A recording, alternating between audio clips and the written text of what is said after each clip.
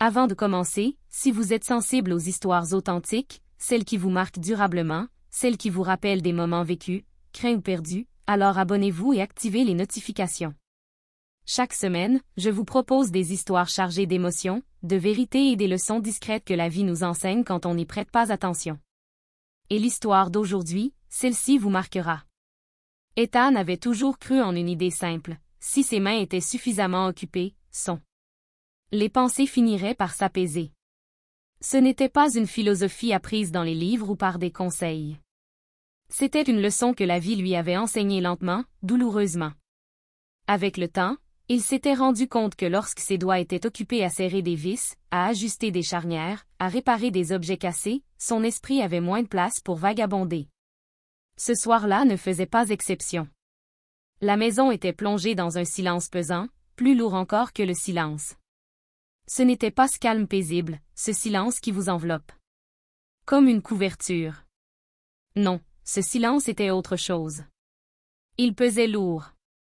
Il s'imprégnait dans les murs, se logeait dans les recoins, s'attardait entre les respirations. Ethan passait d'une petite tâche à l'autre, comme s'il suivait une liste invisible que lui seul pouvait voir. Il resserra une poignée de placards desserrés dans la cuisine. Il ajusta une charnière qui grinçait légèrement à l'ouverture. Il remplaça une ampoule qui clignotait dans le couloir.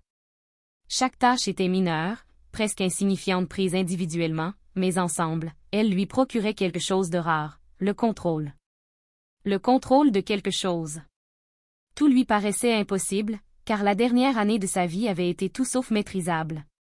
Il s'essuya les mains avec un chiffon et s'arrêta un instant, fixant la petite boîte à outils soigneusement rangée sur le plan de travail. Chaque chose était à sa place. Tout était logique. La relation de cause à effet était évidente. On répare quelque chose et ça reste réparé. Si seulement la vie fonctionnait ainsi. Si seulement les gens fonctionnaient ainsi. Du coin de l'œil, il jeta un coup d'œil vers l'évier. Sa mère, Linda, se tenait là, silencieuse. Elle faisait la vaisselle depuis un moment déjà. Plus longtemps que nécessaire. Il ne restait plus de piles, plus aucun désordre visible. Et pourtant, ses mains continuaient de bouger sous l'eau courante, lentement et délibérément, comme si s'arrêter l'obligerait à affronter quelque chose auquel elle n'était pas prête. Le bruit régulier de l'eau emplissait la pièce, masquant quelque chose de plus profond.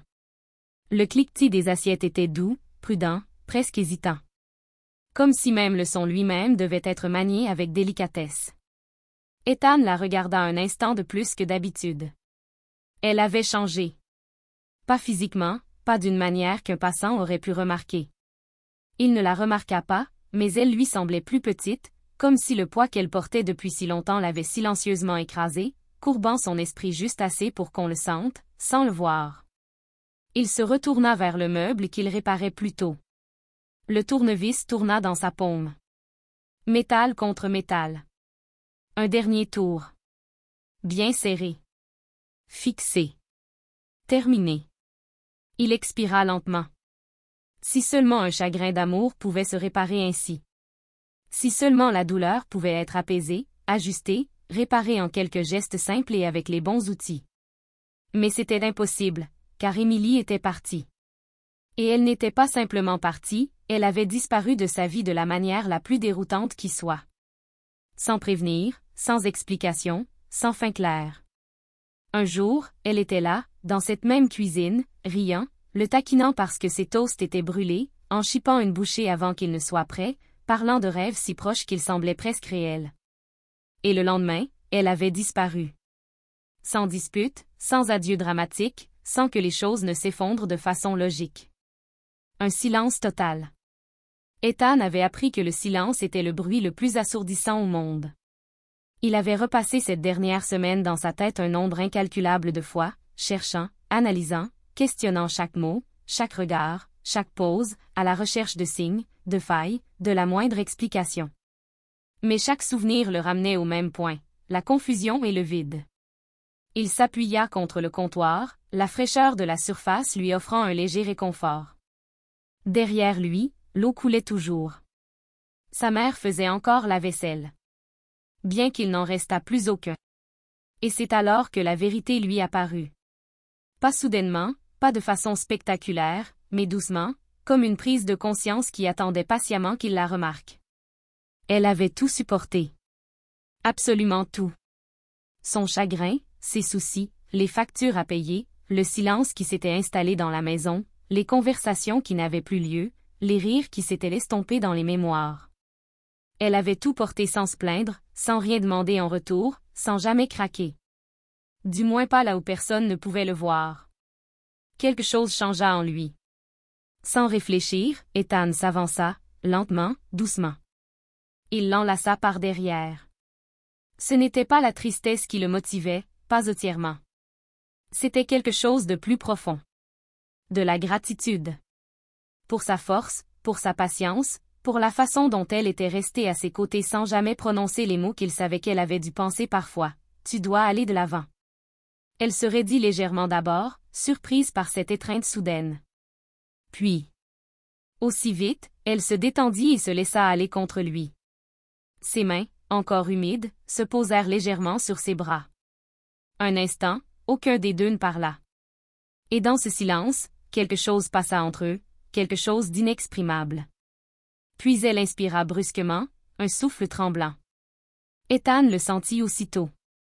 Il recula légèrement, juste assez pour voir son visage. Ses yeux brillaient, mais ce n'était pas seulement de l'émotion. C'était quelque chose de plus lourd, quelque chose retenu depuis bien trop longtemps. « Maman », dit-il. Doucement. Elle ferma le robinet. Et soudain, le silence parut plus assourdissant que le bruit de l'eau qui coulait. « Ethan », murmura-t-elle. Sa voix tremblait d'une façon qu'il ne lui connaissait pas. « Il y a quelque chose que j'aurais dû te dire il y a longtemps. » Son cœur ne se serra pas. Il bondit. Non pas de peur, mais d'impatience. Il y a des moments dans la vie où l'on sent quelque chose basculer, où le monde ne semble pas changer, mais où l'on sait au fond de soi que le changement est imminent. C'était l'un de ces moments. « Que veux-tu dire ?» demanda-t-il, s'efforçant de garder une voix calme. Elle s'essuya les mains lentement, avec précaution, comme pour gagner du temps, comme pour mettre de l'ordre dans ses pensées avant de les laisser s'exprimer. « Pas ici », dit-elle doucement. « Asseyons-nous. » Ils se dirigèrent vers la table à manger, cette même table qui avait vu défiler des années de vie, des anniversaires emplis de rires, des conversations nocturnes, des disputes qui s'achevaient par une compréhension mutuelle, des rêves qui, jadis, semblaient si sûrs. Et Émilie avait fait partie de ces moments. Des souvenirs aussi, les rires autour de crêpes brûlées, assis sur cette même chaise, à planifier un avenir qui semblait désormais appartenir à quelqu'un d'autre. Mais ce soir, la table avait une atmosphère différente, plus pesante, comme un lieu où une décision importante allait être prise. Linda était assise en face de lui. Ses doigts tremblaient légèrement tandis qu'elle ouvrait le tiroir. Elle en sortit une enveloppe, vieille, usée, aux bords adoucis par le temps. Elle la déposa délicatement sur la table entre eux. « C'est arrivé la semaine après le départ d'Émilie, dit-elle. »« Elle t'était adressée, » dit doucement Ethan. Il la fixa du regard. Le monde sembla se rétrécir, concentré uniquement sur cet objet. Une lettre d'Émilie. Ses pensées s'emballèrent. Pourquoi ne l'avait-il pas vue? Pourquoi maintenant? Pourquoi l'avait-on cachée? Elle m'a demandé de ne pas te la donner, poursuivit Linda. Sa voix était empreinte de regret, claire et indéniable. Elle a dit que cela ne ferait que compliquer les choses. Elle n'avait pas la force de s'expliquer à l'époque. Elle pensait que l'espace te protégerait. Et tu as accepté? Ethan demanda. Sa voix n'était pas en colère, mais blessée. Je pensais qu'attendre t'épargnerait plus de souffrance, dit-elle doucement. Mais je vois maintenant que je n'ai fait que la prolonger. Ethan prit l'enveloppe. Elle lui semblait plus lourde qu'elle n'aurait dû l'être, comme si elle contenait plus que du papier, comme si elle renfermait toutes les questions sans réponse qu'il avait enfouies au cours de l'année écoulée. Son pouce hésita au-dessus du seau. Puis, on frappa. Doux, délibéré, familier. Ils se figèrent tous les deux. Le temps sembla s'arrêter. Puis une voix se fit entendre. Ethan, tu. À la maison. Son souffle se coupa. Non, c'était impossible. Et pourtant, c'était elle. Émilie. Après un an, après le silence, après tout, elle se tenait de l'autre côté de la porte. La réalité bascula en un instant. Linda se leva lentement, leurs regards se croisant. Elle ne dit rien. Elle n'en avait pas besoin. Ethan s'avança vers la porte comme irrésistiblement attiré par une force qui le dépassait. Il l'ouvrit. Un souffle d'air froid s'engouffra. Des flocons de neige s'accrochaient à ses cheveux noirs. Ses joues étaient rouges de froid, et ses yeux noisettes si familiers. Elle scruta son visage avec hésitation. « Salut », dit-elle doucement. « Je ne savais pas si tu ouvrirais la porte. » Lui non plus. Mille émotions se bousculaient en lui, soulagement, colère, nostalgie, confusion, incrédulité. Il était incapable de parler. Linda apparut un instant dans le couloir. Elle esquissa un sourire entendu, puis s'écarta discrètement, leur laissant de l'espace. Le regard d'Émilie se posa sur l'enveloppe qu'il tenait à la main. « Alors, elle te l'a donnée » dit-elle doucement. « Tu le savais » demanda-t-il. « Je l'espérais » répondit-elle. Le vent fit légèrement claquer la porte. Ethan s'écarta. « Entre. » Elle hésita, puis pénétra dans la maison. Celle-ci se referma derrière elle et soudain, elle parut différente, plus petite, chargée d'une énergie particulière, vibrante d'une vie qu'elle n'avait plus connue depuis longtemps. « Pourquoi es-tu là » demanda-t-il. « Aucune raison particulière. Juste de l'honnêteté. » Elle déglutit. « Parce que je te dois la vérité. » Un silence pesant s'installa entre eux. « Je ne suis pas partie parce que je m'en fichais, » dit-elle. « Je suis partie parce que j'avais peur. » « Peur de quoi? » Elle baissa les yeux sur ses mains. « De mon père. Il est tombé malade. » Soudainement. C'était grave. Tout a basculé du jour au lendemain. Les hôpitaux, les factures, les décisions à prendre. J'étais submergée. Ethan écoutait, sa main se crispant légèrement sur l'enveloppe. Je ne savais pas comment concilier ce monde avec le nôtre, poursuivit-elle. Tu avais des projets, ton avenir. Je ne voulais pas t'entraîner dans une telle épreuve. Alors, tu as décidé pour moi, dit-il doucement. Je pensais que disparaître serait moins douloureux que de t'y mêler, admit-elle. Je me suis persuadée que c'était la bonne chose à faire. L'ironie planait, douloureuse. Tu aurais dû me faire confiance, dit-il. Je sais, murmura-t-elle. J'ai fait le mauvais choix. Pendant un long moment, ils restèrent silencieux, mais quelque chose avait changé. Pas tout, pas encore, mais quelque chose. De la compréhension. Et parfois, la compréhension est le point de départ de la guérison. Il baissa les yeux sur la lettre, puis les releva vers elle. Je ne sais pas ce qui va se passer maintenant, dit-il sincèrement. Je ne demande pas à tout récupérer, répondit-elle rapidement. Juste une chance d'être honnête.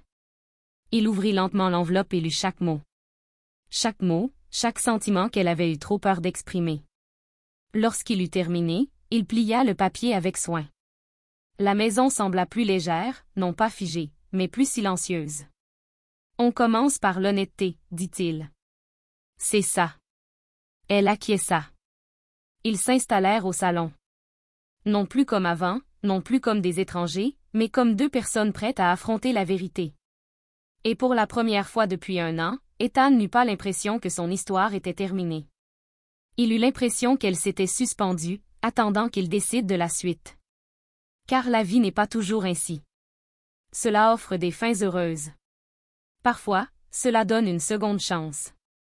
Et parfois, cela frappe à votre porte quand vous vous y attendez le moins. Alors, dites-moi, si quelqu'un qui vous a brisé le cœur revenait avec la vérité, lui ouvririez-vous la porte? Si cette histoire vous a touché, n'oubliez pas de liker, partager et vous abonner. Car parfois, les histoires que l'on entend rarement sont celles dont on a le plus besoin.